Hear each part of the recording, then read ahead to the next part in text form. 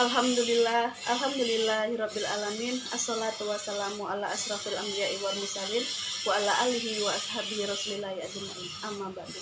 Pertama-tama marilah kita panjatkan puji serta syukur kita kehadiran Allah Subhanahu wa taala yang mana telah memberikan kita nikmat kesehatan sehingga kita dapat bersama-sama belajar seperti saat ini. Salawat dan salam tak lupa pula kita hadiahkan kepada junjungan kita, yakni Nabi Muhammad SAW, yang mana telah memberikan kita nikmat sehat seperti sekarang ini. Dan tak lupa pula salawat serta salam kita hadiahkan kepada junjungan besar kita, yakni Nabi Muhammad SAW, dengan melafazkan Allahumma sholli ala Sayyidina Muhammad wa ala ali Sayyidina Muhammad. Baiklah, saya akan memperkenalkan diri dulu. Nama saya Dewi dari Prodi PBA 5. Di sini saya akan menjelaskan tentang makalah saya yang berjudul sintaksis. Definisi sintaksis. Kata sintaksis berasal dari bahasa Yunani, yakni sans dengan tensions, yang artinya menempatkan. Jadi, kata sintaksis secara etimologis berarti menempatkan bersama-sama kata-kata menjadi kelompok kata ataupun kalimat. Kata sintaksis dalam bahasa Indonesia merupakan kata serapan dari bahasa Belanda sintaksis dan bahasa Inggris syntax pada tahun 1981. Ramlan mengatakan sintaksis adalah bagian atau cabang dari ilmu bahasa yang membicarakan seluk-beluk wacana, kalimat klausa, dan frase. Ramlan mengatakan kalimat adalah satuan aramatik yang dibatasi oleh adanya jeda panjang yang disertai nada akhir turun atau naik. Sintaksis merupakan salah satu unsur kebahasaannya yang sangat kompleks. Seperti bahasa memiliki struktur kebahasaannya masing-masing.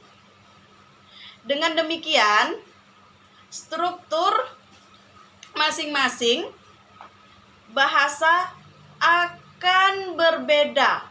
Perbedaannya itu antara lain adalah pola struktur, fonologi, morfologi, dan sintaksis. Dalam bahasa Arab, pengaturan antar kata dalam kalimat atau antar kalimat dalam klausa atau wacana merupakan kajian ilmu nahu. Bahkan hubungan itu tidak hanya menimbulkan makna gramatikal, tetapi juga mempengaruhi baris akhir.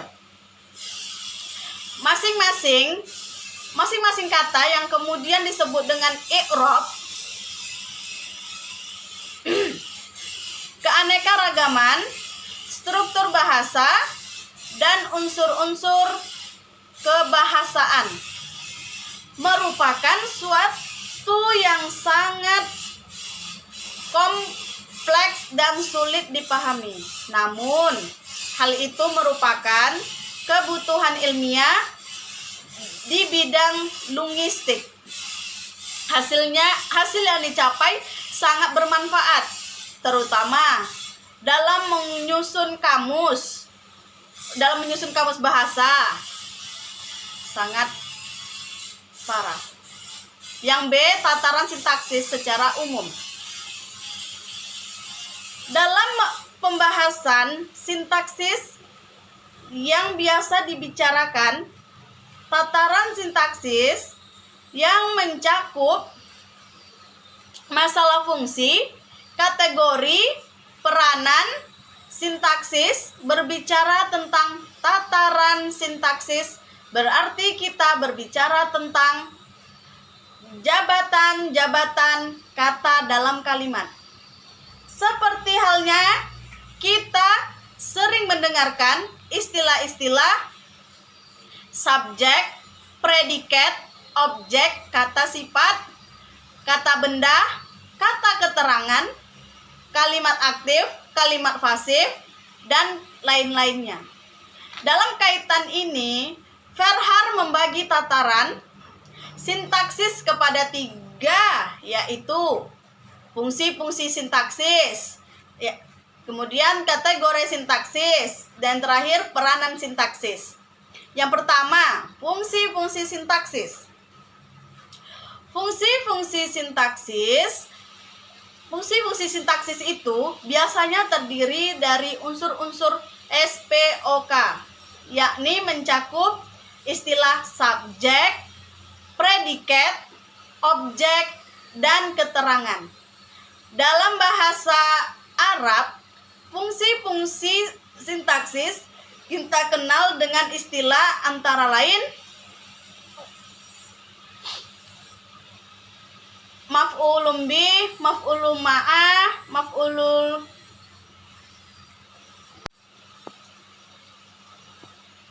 fa'il. Yang kedua, kategori sintaksis. Kategori sebagai tataran di bawah fungsi-fungsi sintaksis. Hal ini mencakup istilah-istilah kata benda atau nomina, kata kerja atau verba, kata-kata sifat adjektiva, kata depan, dan lain-lainnya. Menurut para ahli tata bahasa tradisional berpendapat bahwa fungsi subjek harus diisi oleh kategori nomina, fungsi predikat harus diisi oleh kategori verba, sedangkan fungsi objek harus diisi oleh kategori nomina, dan fungsi keterangan harus selalu diisi oleh kategori adverbia. Dalam bahasa Arab, kita mengenal istilah isim, fa'il, harfun, fi'il, harfun. Ketiganya disebut jenis-jenis kalimat. Yang ketiga, peranan. Sintaksis, peran dinilai sebagai tataran terendah dalam sintaksis. Hal ini mencakup istilah-istilah subjek dan objek atau pelaku dan penderita, penerima, pasif atau aktif, dan lain-lain. Dalam bahasa Arab, sejauh pengamatan kami dalam hal ini tidak ditemukan 3. Yang C, hubungan tataran sintaksis. Menurut Verhaar, secara struktur, sintaksis itu terdiri dari subjek, predikat, objek, dan keterangan, yang kemudian sering disingkat dengan sebutan SPOK atau SPOK. SPOK merupakan kotak-kotak kosong yang tidak memiliki arti apa-apa karena kekosongannya. Baiklah, mungkin ini saja yang dapat saya sampaikan. Lebih dan kurangnya saya mohon maaf. Akhirul kalam. Assalamualaikum warahmatullahi wabarakatuh.